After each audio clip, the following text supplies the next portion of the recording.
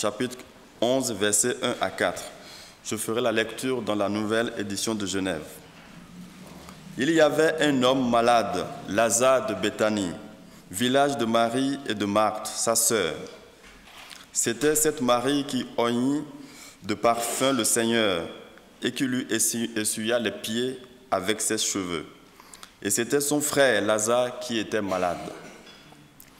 Les sœurs envoyaient dire à Jésus, « Seigneur, voici celui que tu aimes est malade. » Après avoir entendu cela, Jésus dit, « Cette maladie n'est point à la mort, mais elle est pour la gloire de Dieu, afin que le Fils de Dieu soit glorifié par elle. » Amen. Voilà que nous fêtons la Pâque, ou que nous fêtons Pâques. Difficile d'imaginer dans un temps comme celui-ci, de savoir dans quel état d'esprit je dois me trouver. Est-ce que je dois être triste ou est-ce que je dois me réjouir? Est-ce que vous êtes ce matin dans la tristesse ou est-ce que vous êtes dans la joie? C'est une question qui va nous animer ce matin. Et c'est vrai que souvent cette question est posée pour nous. Que se passe-t-il le jour du sabbat, à Pâques? Rien. On est au deuxième jour, on n'est plus au premier, on n'est pas encore au troisième. Il ne se passe rien. Et c'est cette grande inconnue qui fait que nous sommes pris entre le désespoir de la mort et l'espérance de la résurrection. Vrai ou pas? C'est vrai que ces jours n'ont pas été simples.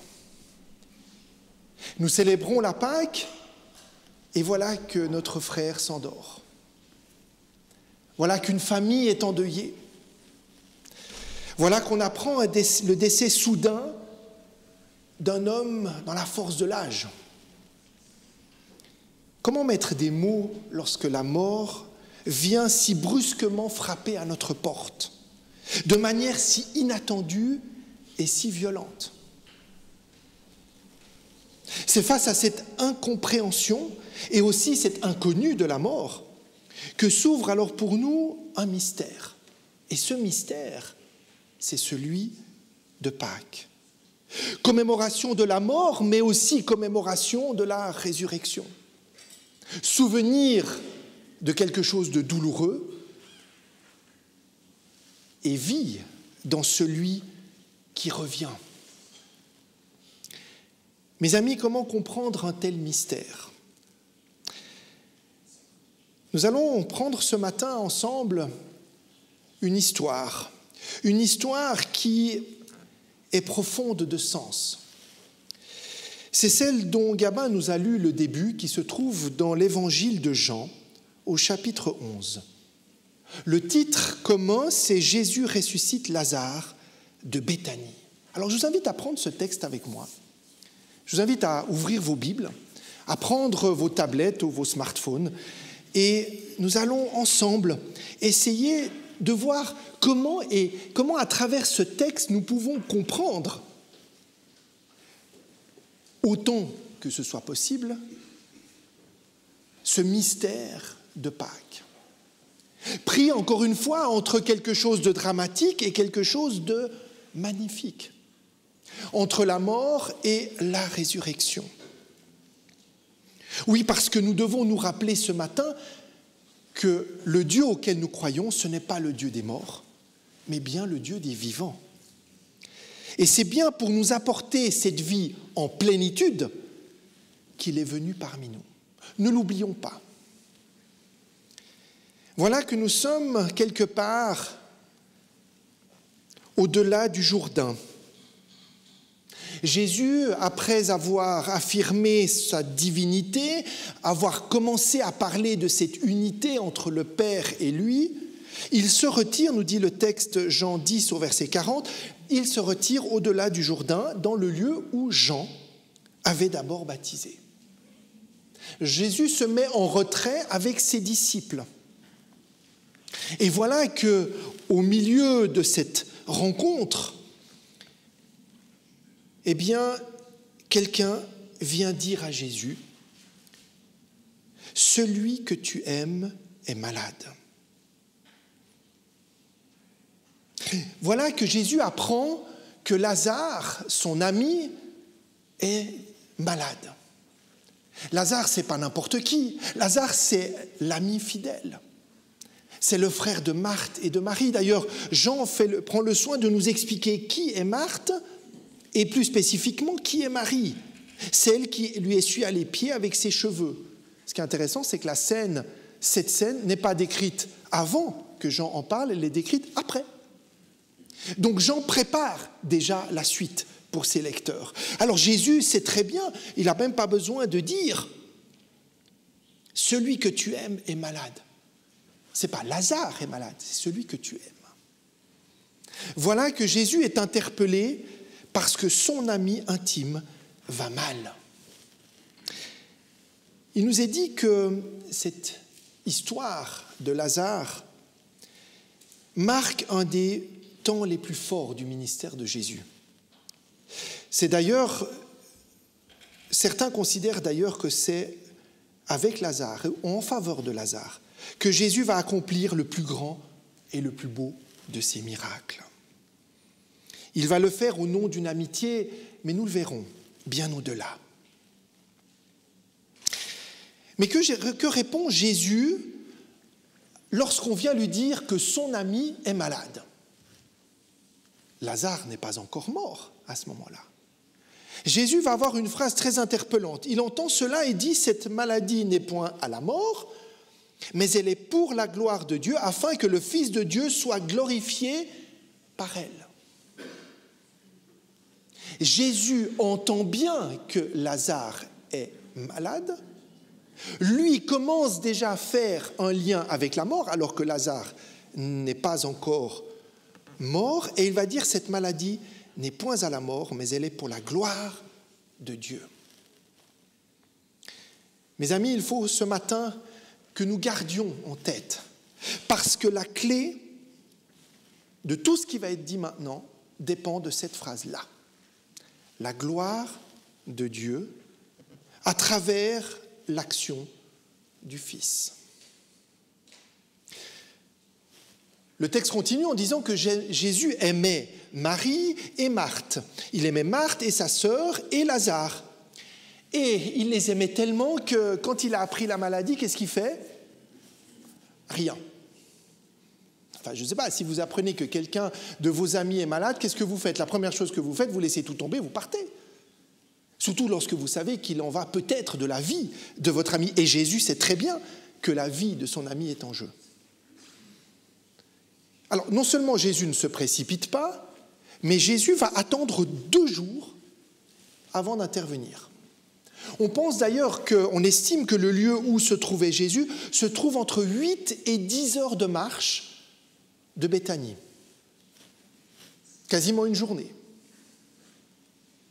Donc, non seulement Jésus apprend cette nouvelle, mais en plus de ça, il sait qu'il est à distance. Donc, il aurait dû dire, écoutez, voilà les amis, on se lève, on y va, on arrivera. Non. Ce qu'il dit, c'est que Lazare était malade et il resta là 2 jours encore dans le lieu où il était. Mais alors, comment est-ce qu'on doit comprendre cette attitude de Jésus? Mais pourquoi Jésus tarde à ce moment-là? Pourquoi est-ce qu'il se tient si loin de son ami? 10 heures de marche. Mais son intervention, elle est beaucoup plus profonde. Parce qu'on ne peut pas imaginer que Jésus ait intentionnellement oublié. Non, il a intentionnellement rien fait. C'est voulu. Il a fallu que Jésus attende quoi? C'est terrible à dire. Il a dû attendre que Lazare meure.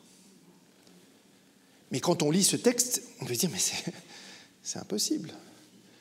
Alors que toi, qui es le Dieu de la vie, tu en as sauvé tellement, tu as même relevé des gens qui étaient dans la mort. Et voilà que pour ton ami, tu ne vas même pas te déplacer et tu ne vas même pas le relever de la maladie, tu vas attendre volontairement sa mort. Et pourquoi ? Eh bien, pour que sa victoire, celle sur la mort, soit pas partielle, mais totale. Il s'agit bien ici de faire quelque chose de fort, de marquer d'un point culminant le ministère de Jésus. Un auteur écrivait à ce sujet, Jules Saliège, disait « S'il ne vient pas à l'heure où vous l'attendez, c'est que ce n'est pas son heure. Il se réserve pour une conversion qui rendra plus éclatante et plus manifeste la gloire de Dieu, plus persévérante et plus ferme votre foi. Confiance, il choisit son moment, et quand ce moment est venu, il se lève et il dit « Maintenant, allons-y ». Et c'est au moment où il dit « Maintenant », voilà, il va y avoir un moment donné où Jésus va quand même prendre cette décision. Et là, on se décale un tout petit peu de Jésus et on s'intéresse aux disciples. Parce que le texte va focaliser sur quoi ? Sur la peur des disciples. Les disciples ont peur. Il y a un danger imminent. Si Jésus dit « on y va », eh bien ça veut dire que Jésus va se jeter, pardonnez-moi l'expression, dans la gueule du lion. Parce qu'il sait, et ils savent, les disciples, que les ennemis de Jésus l'attendent. Ils l'attendent au contour. Ils veulent faire, sa peau. Ils craignent. Ils craignent parce qu'ils ont peur pour eux, mais ils ont aussi peur pour Jésus. Est-ce que nous aussi, lorsque Jésus nous dit « allons-y », est-ce que nous sommes aussi dans cette peur, mes amis ? Est-ce que nous sommes guidés par l'appel de Jésus ? Ou est-ce que nous sommes guidés par la peur qui nous envahit parce que les circonstances qui sont autour semblent dramatiques? Et Jésus va répondre, et là nous sommes au verset 9, il répond « N'y a-t-il pas 12 heures au jour ? Si quelqu'un marche pendant le jour, il ne bronche point parce qu'il voit la lumière de ce monde. Mais si quelqu'un marche pendant la nuit, il bronche parce que la lumière n'est pas en lui. » Qu'est-ce que c'est que cette phrase des 12 heures ? Mais qu'est-ce que ça vient faire là au milieu ? On est là, on attend, on ne comprend pas trop pourquoi on y va, pourquoi on n'y va pas. Et toi, tu sembles nous parler d'un problème d'horaire. Qu'est-ce que Jésus veut dire ici ? C'est quoi cette symbolique des 12 heures ? Cette symbolique du jour et de la nuit ? Je pense que nous pouvons le comprendre. Le temps de Christ est encore le temps de vie en Christ. Il a encore une mission à accomplir. Les 12 heures ne sont pas, on n'est pas au bout des 12 heures. Ce n'est pas encore la 12e heure. On n'est pas encore au bout du ministère. Le temps de Jésus n'est pas encore accompli. Et lui, qu'est-ce qu'il fait ? Il sait que sa mission n'est pas terminée parce que sa mission sera terminée lorsque son Père le décidera. Donc lui, qu'est-ce qu'il fait ? Il se laisse guider par la lumière de l'Esprit de Dieu. Cette lumière qui est en plein jour et qui n'est pas de nuit. Et cette lumière qu'est l'Esprit de Dieu, l'Esprit Saint, lui donne une claire perception de son devoir et que ce devoir le maintient dans le droit chemin. C'est-à-dire, il ne va pas s'écarter, il ne va pas se laisser conditionner par les conditions extérieures, la peur que peut-être les Juifs vont chercher à le mettre à mort ou vont chercher à le lapider ou que sais-je. Jésus dit non, moi je me laisse guider par le Saint-Esprit. Les 12 heures sont encore devant moi. Il reste du temps parce que mon temps n'est pas encore arrivé. Est-ce que nous aussi, nous pouvons accepter que parfois dans les circonstances les plus improbables, malgré tout ce qui nous semble visible, le Saint-Esprit nous guide à persévérer, à comprendre, à continuer à persévérer dans ce que Dieu nous a demandé de faire, malgré nos doutes et nos peurs. Et d'ailleurs, les disciples oublient chaque fois quelque chose, c'est que Jésus, étant guidé par le Père, il y a cette confiance qui nous est demandée aussi et qui leur est demandée à eux. Parce que si le Fils a confiance au Père, c'est que le Père sait ce qu'il fait. Vrai ou pas ? Est-ce que Dieu sait quel est son planning ? Bien sûr qu'il connaît le planning, il connaît l'agenda. Le Père sait ce qu'il fait et Jésus lui fait pleinement confiance. Et lui ne va pas se laisser influencer par ces ténèbres, parce qu'il sait que les ténèbres vont venir. Il se laisse guider par la lumière. Et voilà que, après cette interruption, ce discours, cette crainte des disciples, Jésus va dire une parole. Lazare, notre ami, dort. Voilà que Jésus ne bouge pas, il parle du ministère dans lequel il est, et tout d'un coup, il sort cette phrase. Lazare, notre ami, dort. Alors pour ceux qui avaient pensé que Jésus avait oublié Lazare, ils se sont trompés.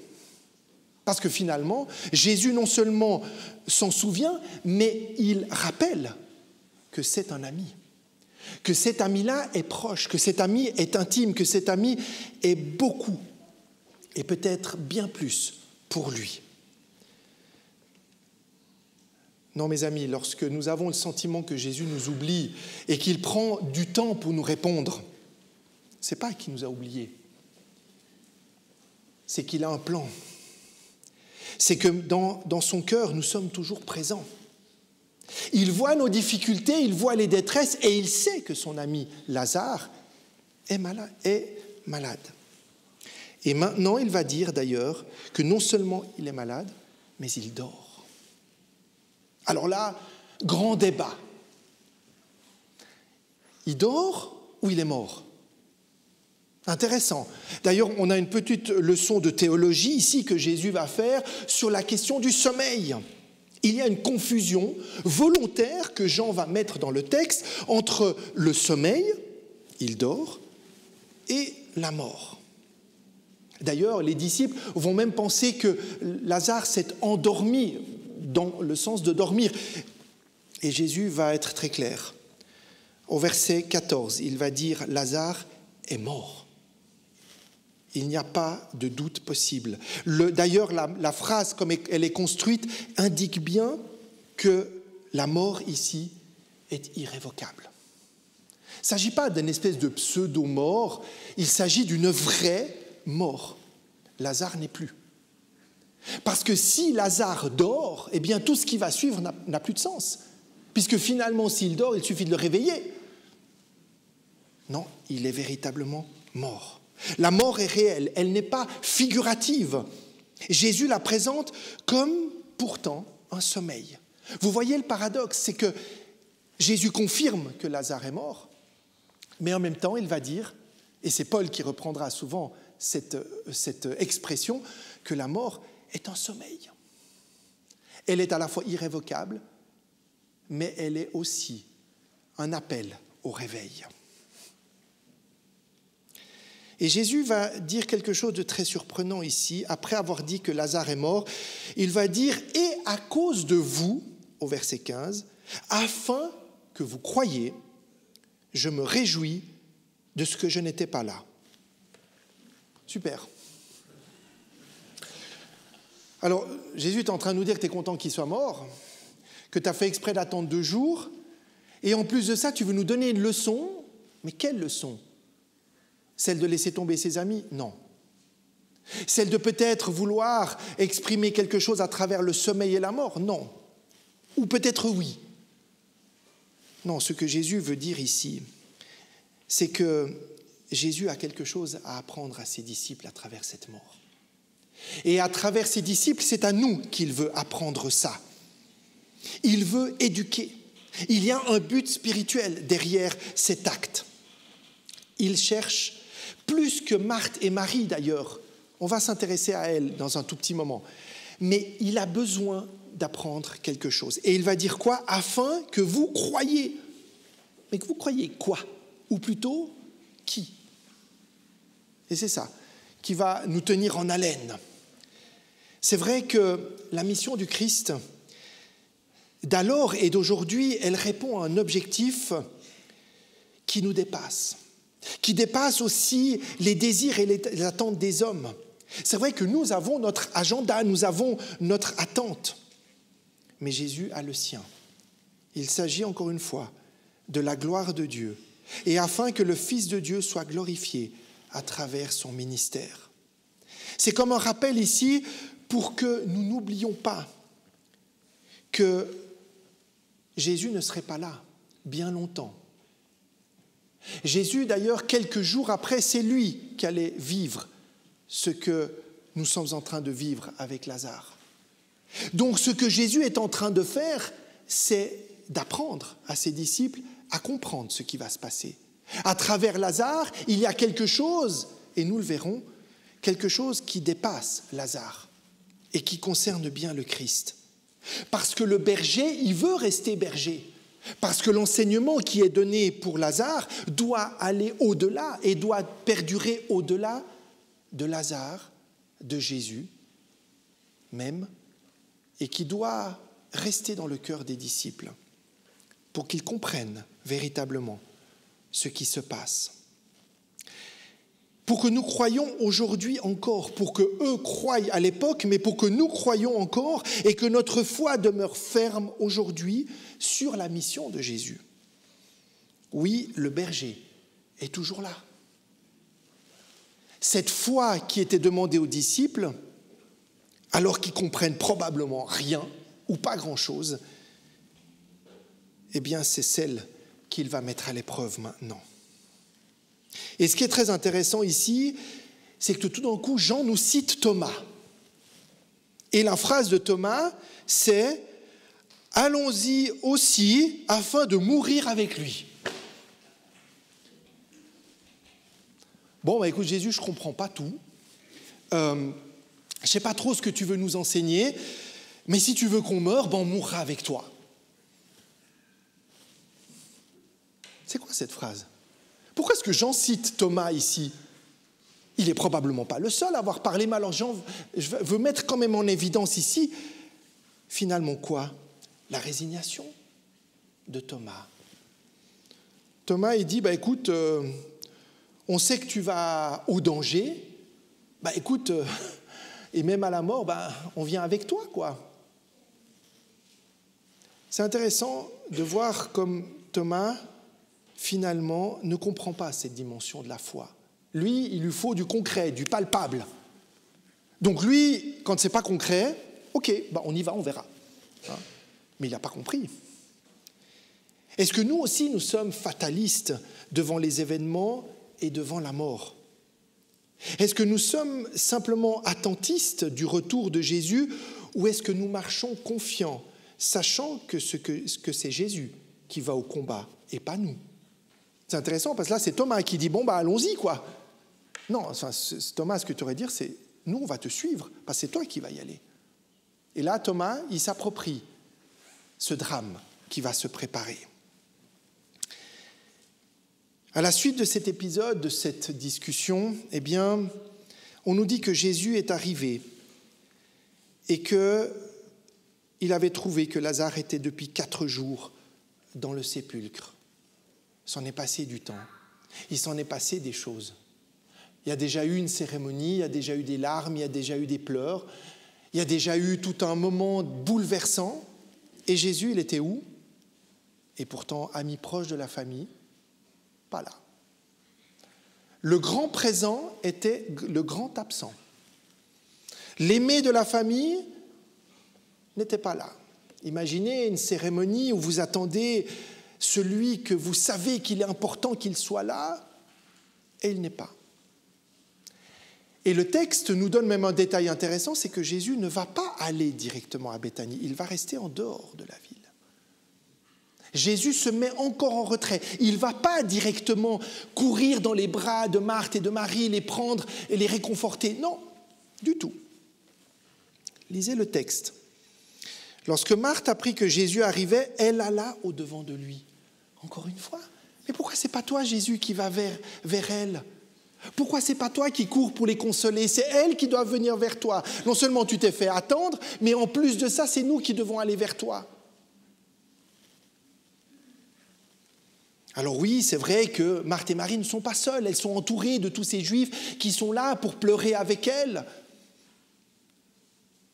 Mais le grand présent est absent.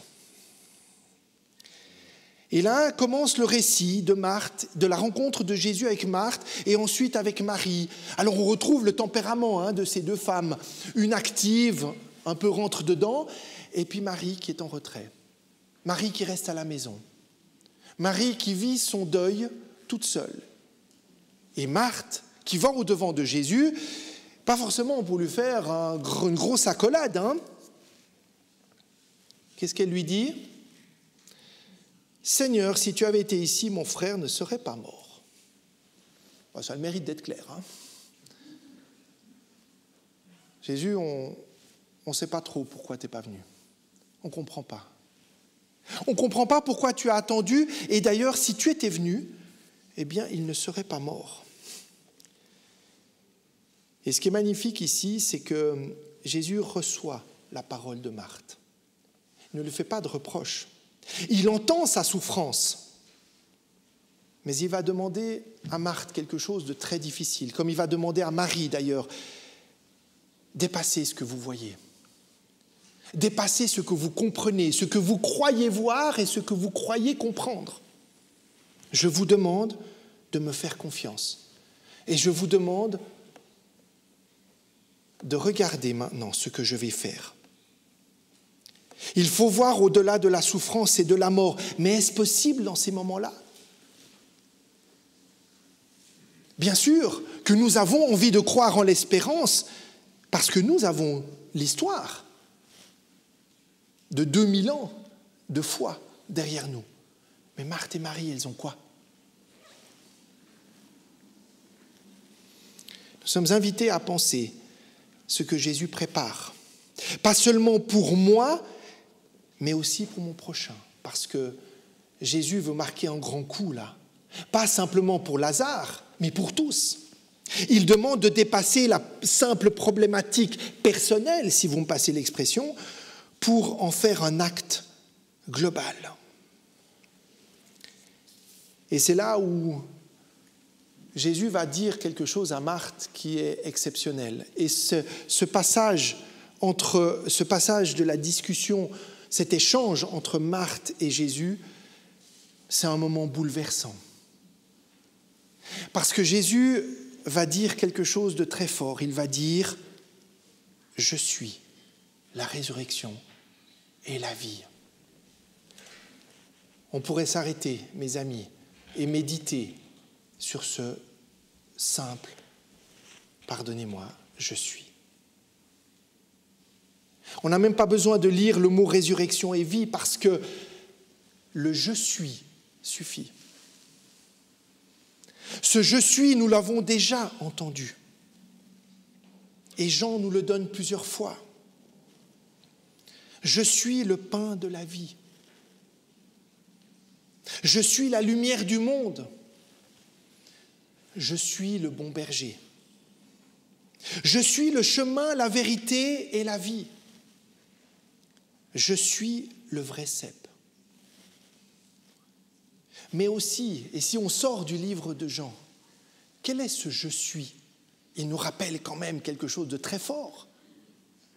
C'est qui ce « je suis » ? Oui. Amen. C'est le fameux « je suis » qui s'est révélé à qui ? À Moïse.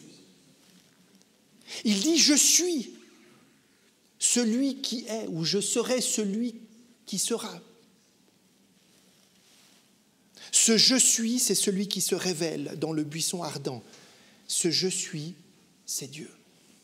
Voilà que Jésus, en 2 mots en français et 2 mots en grec aussi, va dire qui il est.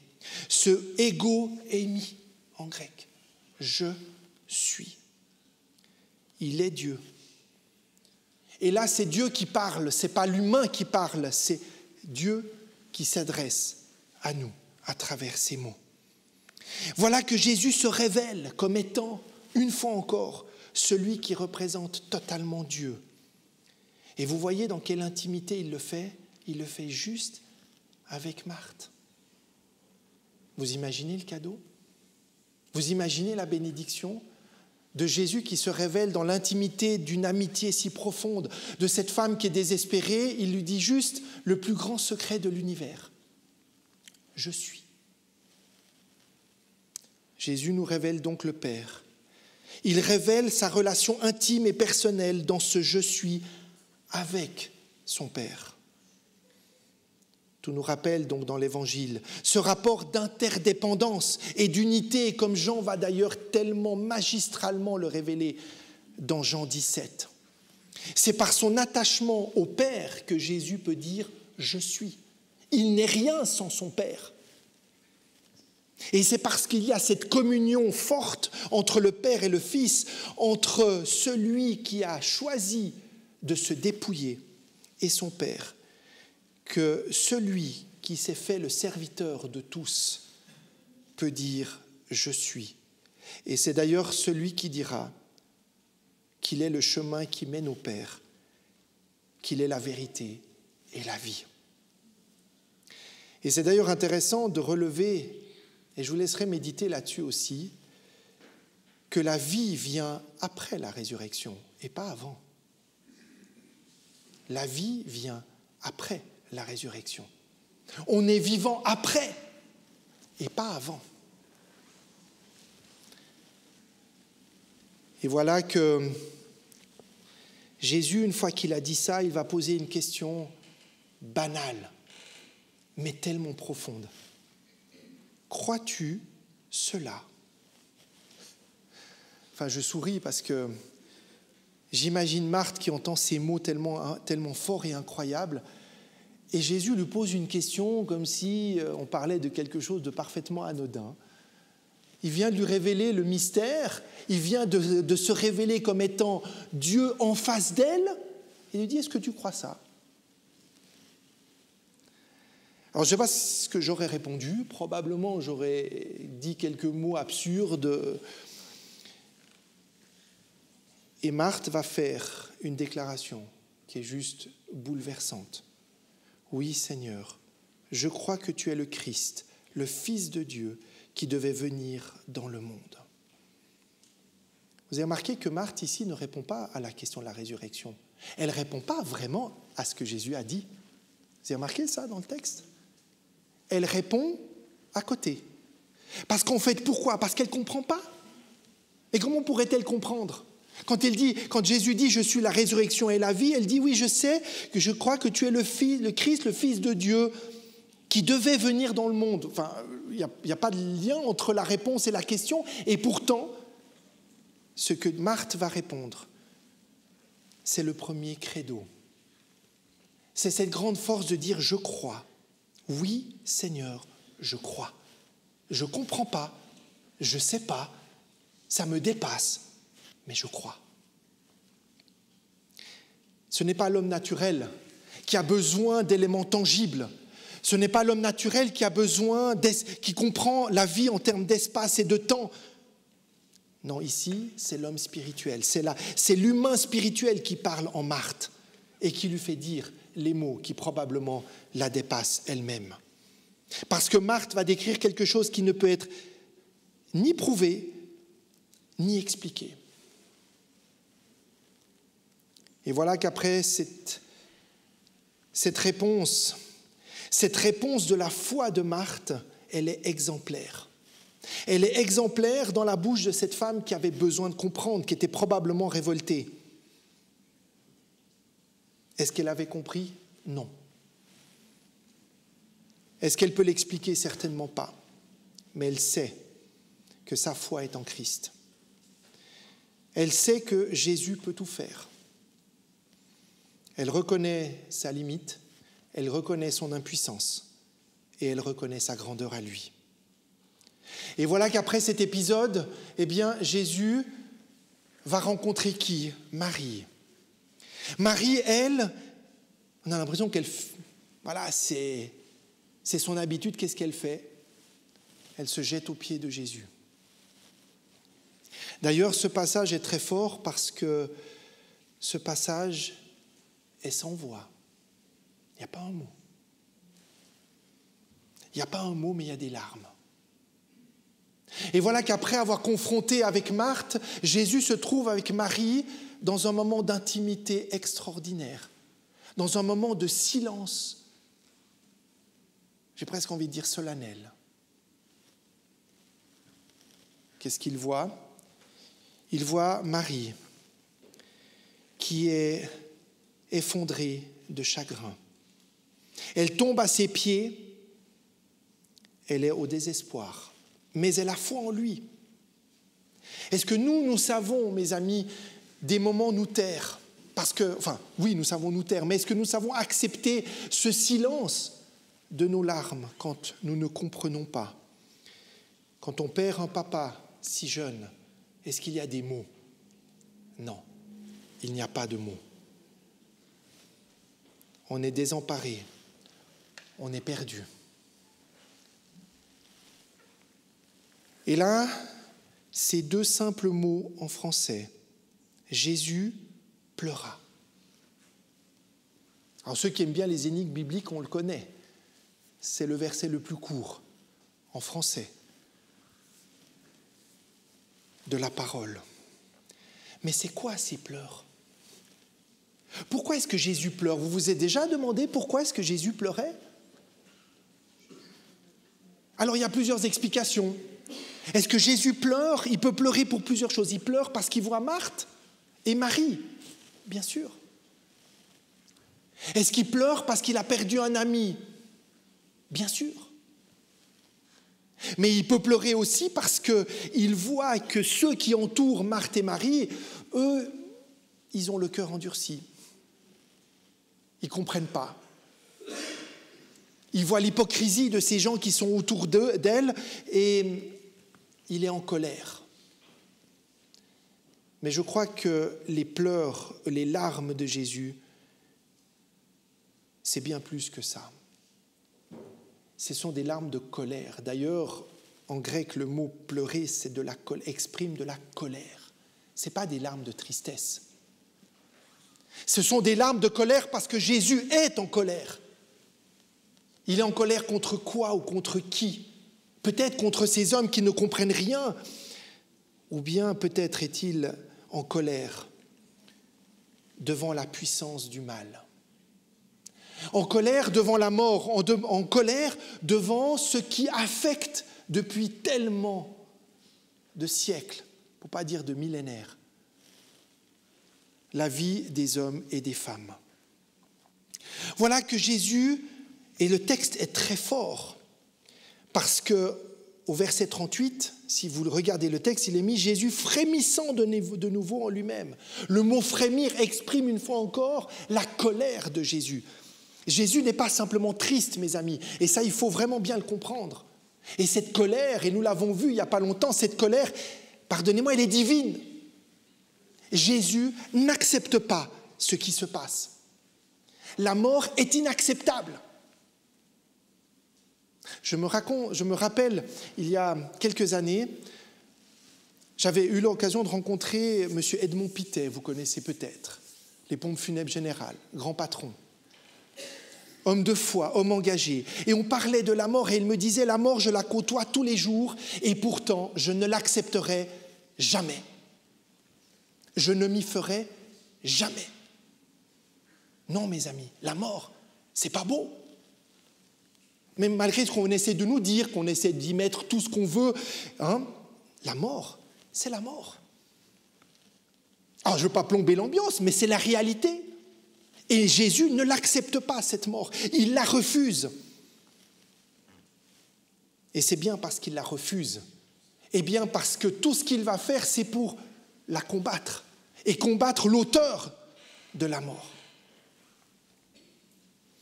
Et Jésus voit dans cette pour lui d'exprimer cette colère, c'est une manière d'être en révolte sur ce qui va aussi lui arriver à lui, parce que lui aussi, il est victime et il sera victime de cette mort. Et la colère, c'est aussi sur ce que lui va devoir affronter, non pas en colère contre nous ou contre ceux qui ont fait du mal, mais en colère contre l'auteur de la mort. Et voilà que Jésus va dire devant le cercueil, devant le tombeau, il va dire « ôtez la pierre ». Et quelle est l'attitude de Marthe? Elle va dire « non, mais attends, il sent déjà, ça fait 4 jours. Il sent vraiment pas bon, hein ». Marthe, même de ce que Jésus lui a dit, même de la profession de foi qu'elle a eue, Marthe va garder le doute. Est-ce que nous arrivons, nous aussi, à être assez forts quand Jésus nous parle? Et pourtant, ici, Jésus lui a dit des choses magnifiques. Mais Marthe doute encore. Et c'est à ce moment-là que Jésus va lui dire « Ne t'ai-je pas dit, Marthe, si tu crois, tu verras la gloire de Dieu. » Voilà que Jésus veut réconforter une nouvelle fois cette femme.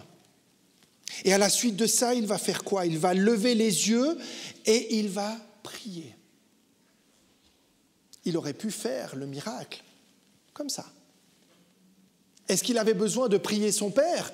Est-ce que dans d'autres circonstances, il prie le Père avant de faire un miracle? Non, pas forcément. Pourquoi est-ce que Jean nous dit que Jésus fait cette prière? Parce que Jésus veut montrer, nous dire quelque chose à travers cette prière. Il va nous montrer que cette force qu'il a, c'est de la force qui lui vient de son Père, qu'il ne fait rien sans lui. Et il va revendiquer aussi l'autorité que Dieu lui donne par la communion, collaboration unique qu'ils ont. Oui, c'est Jésus qui sauve par la puissance que le Père lui a donnée. Et d'ailleurs, au moment où il a terminé cette prière, il y a un mot très fort ici. Il cria d'une voix forte, « Lazare, sors !»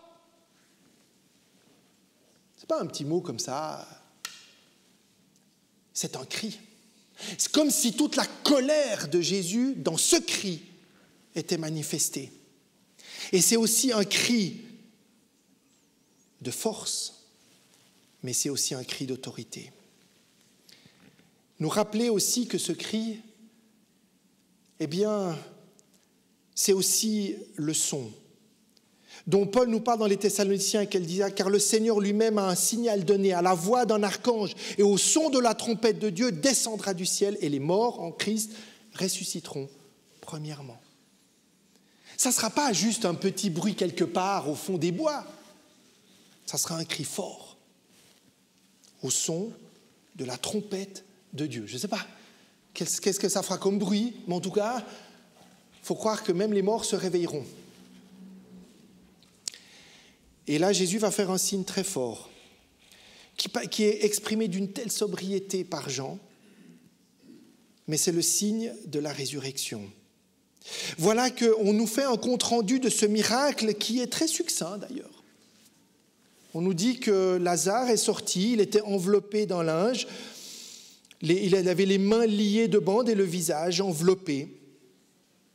Voilà le signe. La force du signe, où nous pourrions s'imaginer que là, il y a quelque chose d'extraordinaire, une sorte de tremblement de terre, ou je ne sais pas. Non, Lazare sort. Voilà. C'est parce que Jean veut nous montrer ici, c'est que l'importance n'est pas dans le fait que Lazare soit ressuscité. Il veut bien montrer ici qu'à travers ce miracle, il y a autre chose qui doit se jouer. C'est la puissance de la force du Christ. C'est là que Jésus va pouvoir nous rappeler « Ne vous avais-je pas dit ?»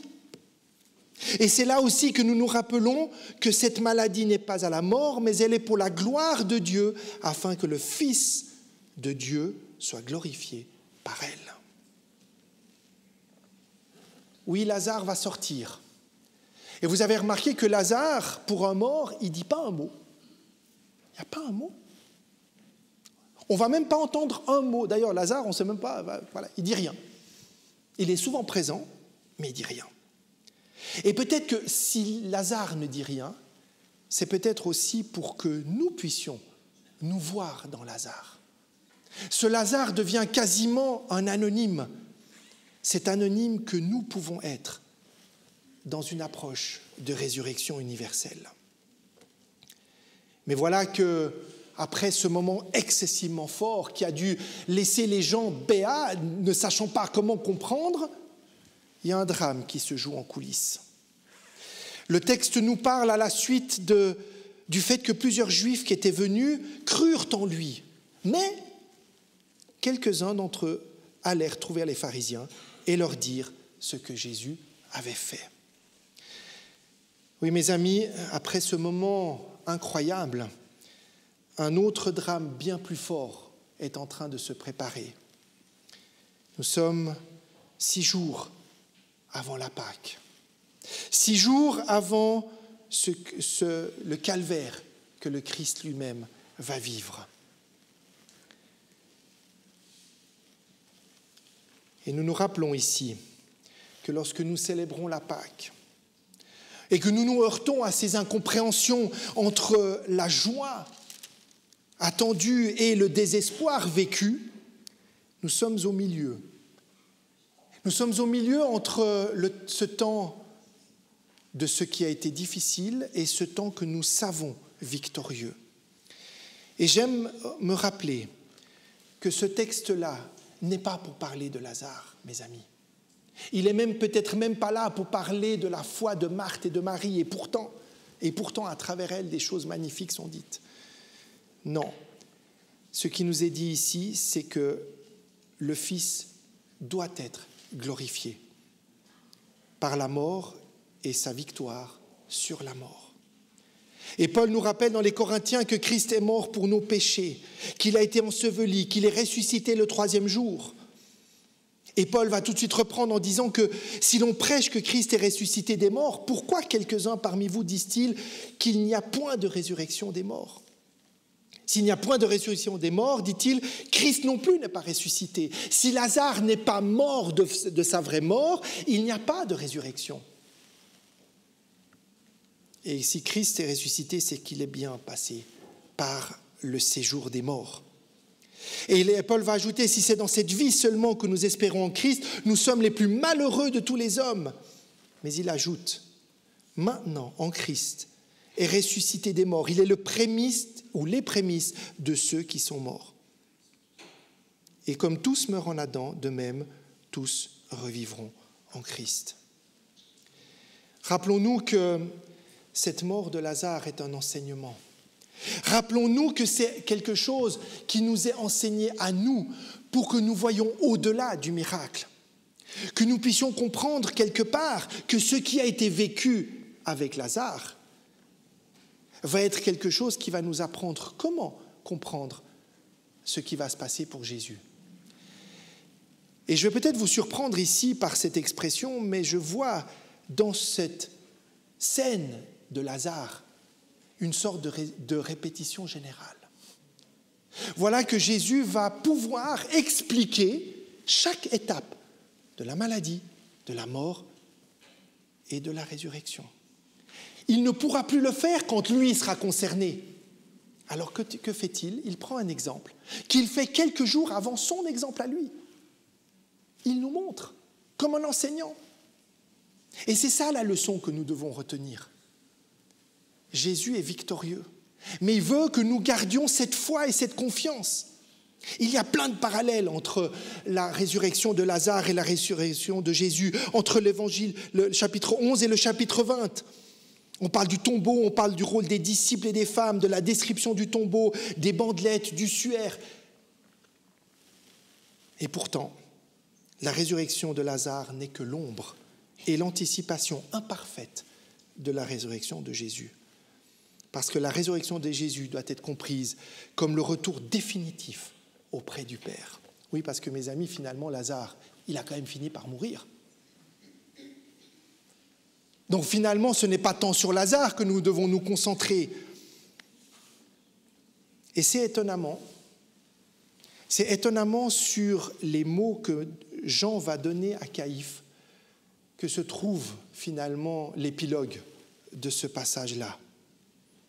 Alors que les Juifs complotent et qu'ils ont décidé que cette fois c'en était trop, parce que Jésus met en péril la nation.